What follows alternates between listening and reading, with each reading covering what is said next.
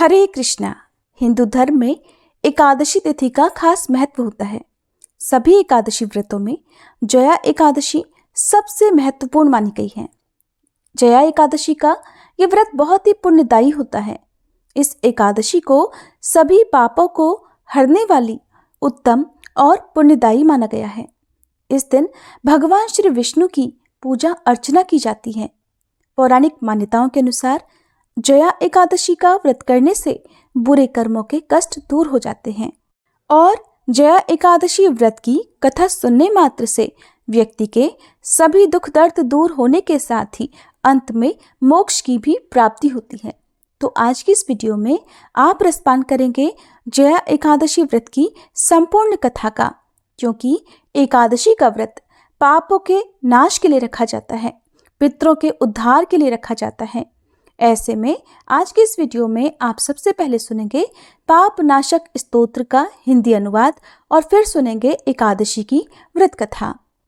हर व्यक्ति अपने जीवन में कोई ना कोई पाप अवश्य करता है और यही पाप कर्म हमारे जन्म जन्मांतर तक हमारा पीछा नहीं छोड़ते और हमें हमारे द्वारा किए गए पाप कर्मों का भी फल अवश्य भोगना पड़ता है।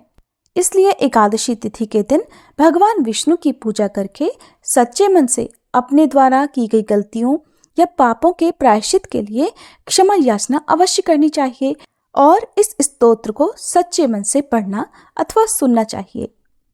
सर्वव्यापी श्री विष्णु को नमस्कार है, श्री हरि विष्णु को नमस्कार है। मैं अपने चित्त में स्थित सर्वव्यापी अहंकार शून्य श्री हरि को नमस्कार करती हूँ। मैं अपने मानस में विराजमान अव्यक्त, अनंत और अपराजित परमेश्वर को नमस्कार करती हूँ। सबके पूजनीय, जन्म और मरण से रहित प्रभावशाली श्री हरि को नमस्कार है। श्री हरि अर्थात श्री विष्णु मेरे चित्त में निवास करते हैं। श्री विष्णु मेरी बुद्धि में विराजमान है। श्री विष्णु मेरे अहंकार में प्रतिष्ठित हैं और श्री विष्णु मुझ में भी स्थित हैं। वे श्री विष्णु ही चराचर प्राणियों के कर्मों के रूप में स्थित हैं। उनके चिंतन से मेरे पापों का नाश हो, जो ध्यान करने पर पापों का हरण करते हैं और भावना करने से स्वप्न में दर्शन देते हैं। देवराज इंद्र के अनुज शरणागत जनों का दुख दूर करने वाले उन पापहारी श्री विष्णु को मैं नमस्कार करती हूँ। मैं इस निराधार जगत में अज्ञान अंधकार में डूबते हुए को हाथ का सहारा देने वाले परात्पर स्वरूप श्री विष्णु के सम्मुख नतमस्तक होती हूँ। हे सर्वेश्वर प्रभु, हे कमल नयन परमात्मन, हे ऋषिकेश, आपको नमस्कार है। हे इंद्रियों के स्वामी श्री विष्णु, आपको नमस्कार है। हे नृसिंह, अनंत स्वरूप गोविंद, समस्त भूत प्राणियों की सृष्टि करने वाले केशव, मेरे द्वारा जो दुर्वचन कहा गया हो अथवा पाप पूर्ण चिंतन किया गया हो, मेरे उस पाप का प्रशमन कीजिए, आपको नमस्कार है। हे केशव, अपने मन के वश में होकर मैंने जो न करने योग्य अत्यंत उग्र पाप पूर्ण चिंतन किया है, उसे भी शांत कीजिए। हे परमार्थ परायण, हे ब्राह्मण प्रिय गोविंद, अपनी मर्यादा से कभी च्युत न होने वाले जगन्नाथ, जगत का भरण पोषण करने वाले देवेश्वर, मेरे पापों का विनाश कीजिए। मैंने मध्याह्न, अपराह्न, सायंकाल और रात्रि के समय जानते हुए अथवा अनजाने में शरीर, मन और वाणी के द्वारा जो पाप किया हो, हे पुंडरीकाक्ष, हे ऋषिकेश, हे माधव, आपके इन तीनों नामों के उच्चारण से मेरे वे सब पाप क्षीण हो जाएं, नाश हो जाएं। हे कमल नयन, हे लक्ष्मीपते, हे इंद्रियों के स्वामी माधव, आज आप मेरे शरीर और वाणी द्वारा किए हुए पापों का हनन कीजिए। आज मैंने खाते, सोते, खड़े, चलते अथवा जागते हुए मन, वाणी और शरीर से जो भी नीच योनि और नरक की प्राप्ति कराने वाले सूक्ष्म अथवा स्थूल पाप किए हों, भगवान वासुदेव के नामोच्चारण से वे सब विनष्ट हो जाएं। जो परब्रह्म, परम धाम और परम पवित्र हैं, उन श्री विष्णु के संकीर्तन से मेरे सभी पाप नष्ट हो जाएं। जिसको प्राप्त होकर ज्ञानी जन पुनः लौटकर नहीं आते, जो गंध, स्पर्श आदि तन्मात्राओं से रहित हैं, श्री विष्णु का वह परम पद मेरे संपूर्ण पापों का शमन करे। जो भी भक्त एकादशी तिथि के दिन इस स्तोत्र का पाठ करता है, भगवान विष्णु उनके सभी पापों को क्षमा कर देते हैं। अब सुनिए जया एकादशी व्रत की संपूर्ण कथा। एक बार धर्मराज युधिष्ठिर ने भगवान श्री कृष्ण से कहा, हे मधुसूदन, अब आप कृपा कर मुझे माघ मास के शुक्ल पक्ष की एकादशी के संबंध में भी विस्तार पूर्वक बताइए। शुक्ल पक्ष की एकादशी में किस देवता का पूजन करना चाहिए और इस एकादशी के व्रत की क्या कथा है, उसके करने से किस फल की प्राप्ति होती है।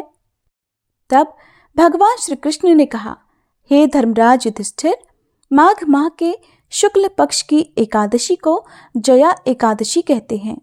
इस एकादशी के उपवास से मनुष्य भूत प्रेत पिशाच आदि की योनि से छूट जाता है।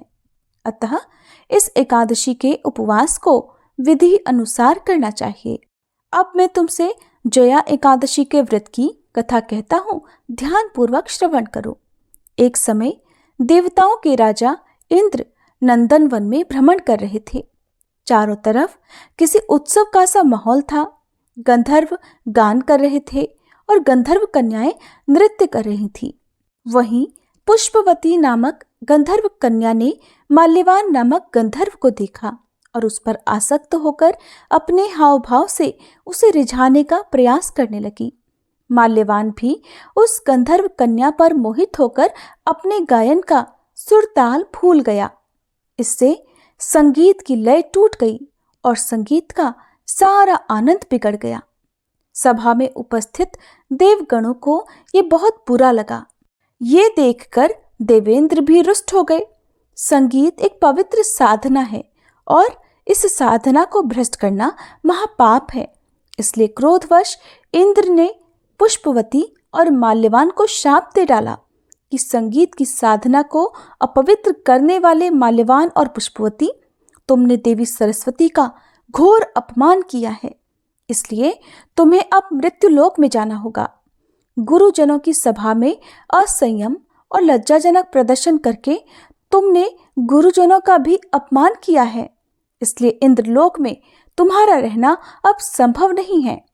अब तुम अधम पिशाच असंयमी का सा जीवन बिताओगे।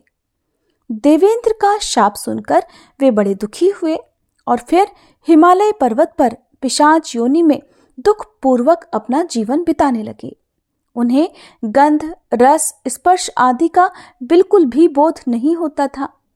वहीं उन्हें असहनीय दुख भी सहने पड़ते थे। रात दिन में उन्हें एक क्षण के लिए भी नींद नहीं आती थी। उस स्थान का वातावरण जहाँ वे रहते थे अत्यंत शीतल था और शीत के कारण उनके रोए खड़े हो जाते थे, हाथ पैर सुन्न पड़ जाते थे, दांत किटकिटाने लगते थे। एक दिन उस पिशाच ने अपनी पत्नी पिशाचिनी से कहा, न मालूम हमने पिछले जन्म में कौन से पाप कर्म किए हैं जिसके कारण हमें इतनी दुखदाई ये पिशाच योनि प्राप्त हुई है। पिशाच योनि से नरक के दुख सहना कहीं ज्यादा उत्तम है। इसी प्रकार के अनेक विचारों को कहते हुए वे दोनों अपने दिन बिताने लगे। भगवान की कृपा से एक बार माघ मास के शुक्ल पक्ष की जया एकादशी का दिन आया और एकादशी के दिन इन दोनों ने कुछ भी भोजन आदि नहीं किया और न ही कोई पाप कर्म किया। उस दिन मात्र फल फूल खाकर ही दिन बिताया और महान दुख के साथ पीपल के वृक्ष के नीचे विश्राम करने लगे। उस दिन सूर्य भगवान अस्ताचल को जा रहे थे और वह रात इन दोनों ने एक दूसरे से सटकर बड़ी कठिनता से काटी।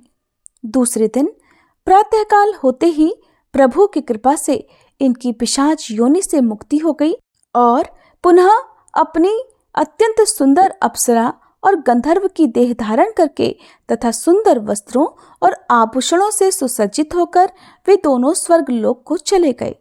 उस समय आकाश में देवगण और गंधर्व इनकी स्तुति करने लगे। नागलोक में जाकर इन दोनों ने देवेंद्र को दंडवत किया। देवेंद्र को भी उन्हें उनके रूप में देखकर महान आश्चर्य हुआ। फिर उन्होंने पूछा कि तुम्हें पिशाच योनि से किस प्रकार मुक्ति मिली, उसका पूरा पूरा वृतांत मुझे बताओ।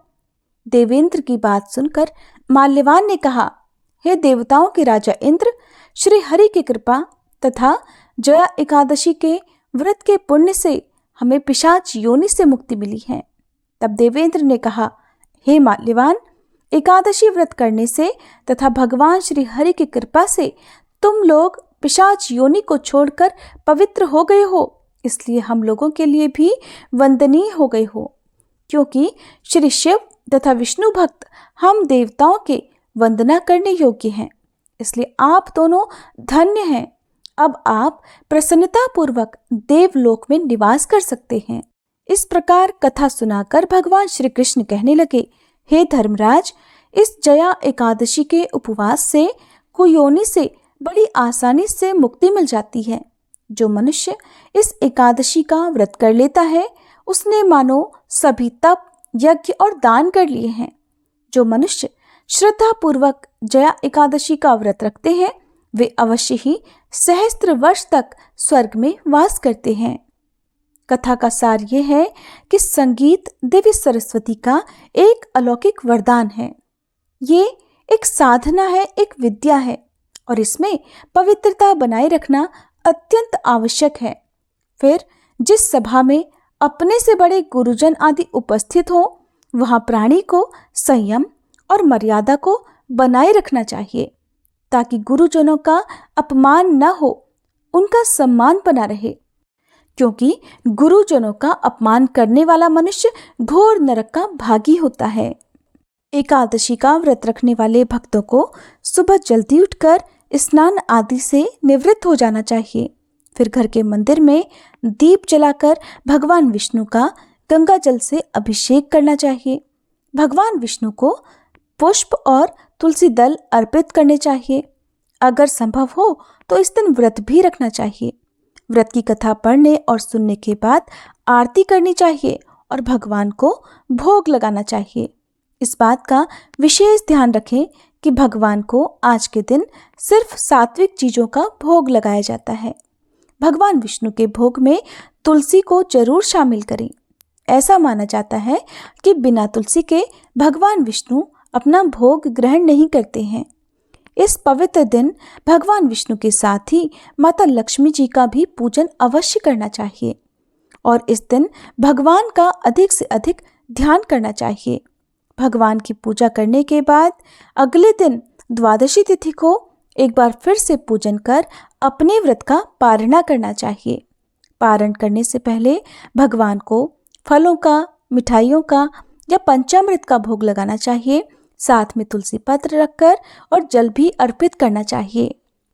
फिर सबसे पहले तुलसी पत्र और जल को मुख में रखकर व्रत का पारणा करने के बाद ही भोजन करना चाहिए। ये थी आज की वीडियो। उम्मीद है आपको पसंद आई होगी। अच्छी लगी हो तो वीडियो को लाइक करके हमारे चैनल को सब्सक्राइब करना मत भूलिएगा।